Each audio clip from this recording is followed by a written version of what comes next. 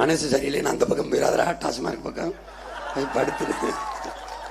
இவர் சூரியகாந்திலேருந்து என்ன இப்போ நேரம் இல்லைனால தென்னை பொள்ளாச்சியில் இருக்க, கோயம்புத்தூர் இருக்க போட்டேன். இண்டஸ்ட்ரி போட்டேன். தேங்காயை பதப்படுத்துகிறேன். உலக நாடுகளுக்கு இளநீரை ஏற்றுமதி செய்கிறேன். தேங்காயை பதப்படுத்தி தேங்காய் எண்ணெய் தயாரிக்கிறேன். தேங்காயிலேருந்து நார் தயாரிக்கிறேன்.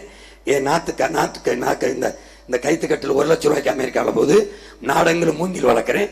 ஏன்னா சாலையே பசுஞ்சோலை சாலை தான். வெறும் மூங்கிலாக இருக்கும், வெறும் நாவராக இருக்கும், வெறும் பனையாக இருக்கும். பாரு இப்படி மூங்கிலிருந்து கயிறு எடுக்கிறேன். பாரு எல்லாம் என்னென்ன பொருள்கள் தயாரிக்கிறேன். என்னென்ன பொருள்கள் தயாரிக்கிறேன்.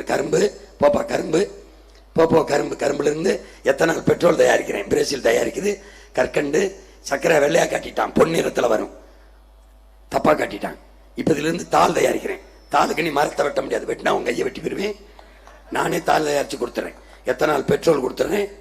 பார்த்துக்க, வேக வேகமாக போப்பா. கரும்பு, சர்க்கரை, தக்காளியை உனக்கு உணவு தேவைக்கு பெட்டி அடைச்சி தர்றேன். வேறு மாநிலங்களுக்கு, வேறு நாடுகளுக்கு தேவையான ஏற்றுமதி செய்கிறேன். உனக்கு ஊறுகாய் தயாரித்து தர்றேன், ஜாம் தயாரித்து தர்றேன். தமிழ்நாட்டு அரசு முத்திரை பாடுறா. பனையிலிருந்து பனை ஓலை, பனங்கொட்டை, நொங்க பதப்படுத்துகிறேன், பதநீரை பதப்படுத்துகிறேன், கருப்பட்டி காய்ச்சுறேன், கல்லை இறக்குறேன், கல்லுன்னு பேரை தூக்குறேன். பனம்பால், தென்னம்பால், ஈச்சம்பால், மூலிகை சாறுன்னு வச்சிருந்தேன். கல்லுன்னு சொன்ன கொண்டே விடுவேன். மூலிகை சாறு, பனம்பால், தொழில் வளர்ச்சி. இது உனக்கு அண்ணன் காட்டிருக்க முன்னோட்டம். இப்போ என்ன பண்ணணும், ஒவ்வொரு ஊர்லையும் ஒவ்வொன்றா காட்டுவேன். அப்படி ஒவ்வொன்றா காட்டுவேன். வாழையிலேருந்து இப்படி செய்வேன், கரும்புலேருந்து இப்படி செய்வேன். பார்த்துக்க, உள்ளங்கையில் தான் ஊடகம் வச்சிருக்கீங்கள, தட்டு சீமான் லேட்டஸ்ட் ஸ்பீச் போடு, வரும் பாரு. கண்டதையாவது பத்து பொழுத போக்காத, இதை பார்த்து கொஞ்சம் நல்ல பொழுத ஆக்கு.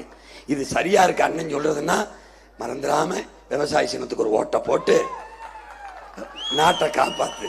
சரியா?